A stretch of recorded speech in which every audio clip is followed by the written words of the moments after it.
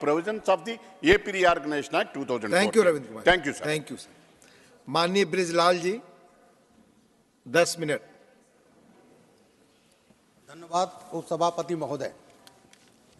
आज मुझे राष्ट्रपति महोदया के अभिभाषण के धन्यवाद प्रस्ताव पर बोलने का आपने अवसर दिया है। महोदय, प्रधानमंत्री जी ने कहा है इस देश में केवल 4 जातियां हैं: गरीब, किसान, महिला और जुआ। और जितनी भी योजनाएं हैं एनडीए सरकार की, वो इन्हीं 4 जातियों पर आधारित हैं। यही 4 जातियां हैं। और हमारी जो अपोजिशन पार्टीज हैं वो क्या वादा करती हैं? जातीय जनगणना। इनको बताना चाहिए कि ये जो 4 जातियां हैं, इसी में पूरा भारतीय समाज समाहित है महोदय। लेकिन यहाँ तो अंग्रेजों की तरह से डिवाइड एंड रूल की पॉलिटिक्स की जाती है।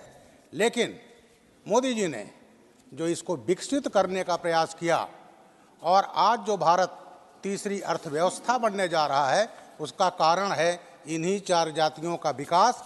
इन विकास के कारण ही ये संभव है।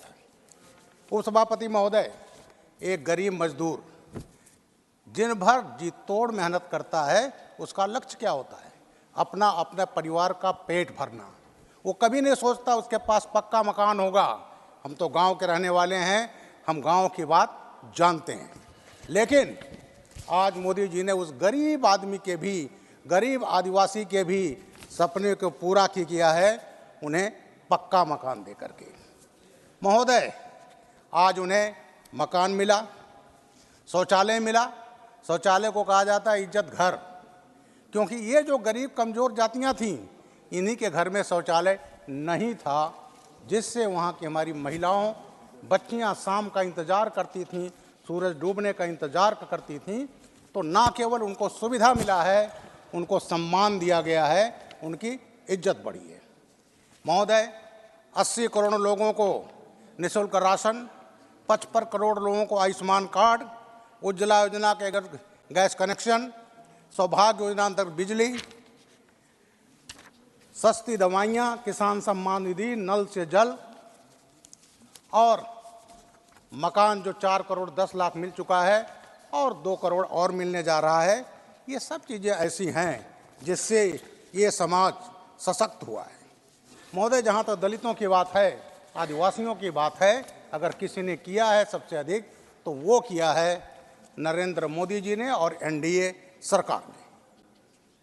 महोदय, प्रधानमंत्री जी ने ना केवल उनको सशक्त बनाया, उनके भोजन की व्यवस्था की, दवा की व्यवस्था की, बच्चों को एजुकेशन की व्यवस्था की, वहीं पर उनके सम्मान के लिए, उनकी सुरक्षा के लिए भी प्रबंध किए। महोदय, मैं बताना चाहता हूं महोदय, अनुसूचित जाति जनजाति अधिनियम कांग्रेस के समय में बना था 1989 में, लेकिन वो सतही था, समेकित था, उससे न्याय नहीं मिलता था।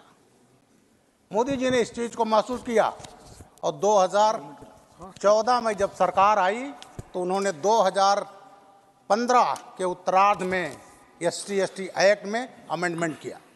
महोदय, 25 धाराएं और जोड़ी गईं और वो शीत सत्र में पास हुआ था 2015 के, और 1 जनवरी 2016 को बना था एक्ट नंबर 1। क्या थी उन धाराओं में? महोदय, देवदासी प्रथा थी एक। दलित व आदिवासी की लड़की को जिंदगी भर मंदिर में सौंप दिया जाता था। मोदी जी ने उसको अमेंड करके कॉग्निजेबल ऑफेंस बनाया। ये कलंक था, इसको मिटाया। महोदय, उसमें रिजर्व सीटें होती हैं पंचायत की, गांव सभा की, लेकिन रिजर्व होगा तो रिजर्व भी खड़ा होगा, लेकिन उसको खड़ा नहीं होने देता था। दबंग जो क्या खड़ा करता था? अपने मजदूर को, अपने ड्राइवर को। मैंने अपने जिले सिद्धार्थ में देखा है, एक साहब जिला परिषद चेयरमैन थे, जब रिजर्व हो गई तो वहाँ अपने ड्राइवर गरीब दास को बैठा दिया गया। तो ये होता था। मोदी जी ने इसमें अमेंडमेंट किया और कहा पंचायत चुनाव, नगर निकायों के चुनाव में नॉमिनेशन फाइल करने से रोकना, और जब चयनित हो गया तो काम नहीं करने दिया जाना। महोदय, इस सबको कॉग्निजेबल ऑफेंस बनाया। ये अगर श्रेय जाता है तो माननीय मोदी जी को जाता है। महोदय, एक और बड़ी बुरी प्रथा थी, अगर दलित बारात निकालता था तो उसको रोका जाता था। आगरा में महोदय 22 जून 1990 को एक दलित बेटी की शादी थी, जाटो बिरादरी की, और दूल्हा घोड़े पर बैठकर जाना चाहता था, लेकिन नहीं जाने दिया गया। जातीय दंगा हुआ, कई लोग मारे गए। मोदी जी ने इस एक्ट में जो किया उसमें भी स्पेसिफिक रखा कि बारात निकालना, चाहे वो घोड़ी पर हो, चाहे वो किसी वाहन पर हो, इसको भी उन्होंने इसमें सम्मिलित किया और इस तरह से दलितों को सम्मान बढ़ाया। महोदय, एक उसमें और जोड़ा गया, बड़ा महत्वपूर्ण है। उन्होंने कहा अगर किसी दलित महापुरुष धर्मगुरु उसको ओरल रूप से, संकेत के रूप से अगर अपमानित किया जाएगा तो वो कॉग्निजेबल ऑफेंस होगा। उत्तर प्रदेश में महोदय वो दिन था 5 सितंबर 2016, हज हाउस का उद्घाटन हो रहा था गाजियाबाद में। उस समय के मुख्यमंत्री कौन थे 2016 में नाम नहीं लेना चाहता, उनके रामपुरी साहब बड़े फेमस मंत्री थे, और उन्होंने मंच से कहा ये मूर्तियाँ जो खड़ी हैं, उंगली उठाए ये कहती हैं जहाँ मैं हूँ वो ज़मीन मेरी है, और आगे का जो प्लाट है वो भी माना है। बाबा साहब को लैंड माफिया कहा था महोदय, उस पर हजरतगंज थाने मुकदमा कायम हुआ था, और माननीय मुख्यमंत्री जी बैठे थे वहाँ, तालियां बजा रहे थे, मुस्करा रहे थे। तो ये ऐसे पार्टियां थीं जो दलितों का अपमान करती थी। महोदय, मैं SC/ST कमीशन यूपी का चेयरमैन रहा हूँ, और जब समाजवादी सरकार गई उसके बाद मैं उस सरकार ने बना था। इस आयोग को गैर दलित आयोग बना दिया गया था महोदय। इसमें केवल SC/ST होते हैं, अध्यक्ष, दोनों उपाध्यक्ष, 17 मेंबर में से केवल 5 दलित थे, बाकी सब गैर दलितों से भर करके उसको बना दिया गैर दलित आयोग। और आज वो पार्टी बाबा साहब वाहिनी बनाती है और दलितों को गुमराह करती है महोदय। तो जहाँ मोदी सरकार उनको सशक्त करती है, तहाँ ये ऐसी पार्टियां हैं जो बाबा साहब का अपमान करती हैं। महोदय, आप जानते होंगे इस देश में एक ही परिवार के नाम पर तमाम इंस्टीट्यूशंस बने हैं, दुनिया भर के इंस्टीट्यूशंस हैं, बाबा साहब के नाम पर नहीं बने। और उनको भारत रत्न कब मिला? 1990 में मिला, जब माननीय BP सिंह की सरकार थी और बीजेपी ने सपोर्ट किया था, और इस शर्त पर सपोर्ट किया था कि बाबा साहब को भारत रत्न देना पड़ेगा, और तब भारत रत्न मिला। आज उनके नाम पर तमाम संस्थाएं हैं, डॉक्टर बाबा साहब भीमराव अंबेडकर अंतर्राष्ट्रीय हवाई अड्डा नागपुर, डॉक्टर भीमराव अंबेडकर हवाई पट्टी मेरठ, बाबा साहब भीमराव अंबेडकर विश्वविद्यालय दिल्ली, बाबा साहब भीमराव अंबेडकर विश्वविद्यालय लखनऊ, बाबा साहब भीमराव अंबेडकर स्मारक अलीपुर रोड, तमाम चीज़ें हैं, तमाम बाबा साहब के संस्थाएं उनके नाम पर बनी। महोदय, लखनऊ में एक संस्थान है, वहाँ बना था अंबेडकर ग्रीन गार्डन, एशिया का सबसे बड़ा पार्क है, 376 एकड़ का पार्क।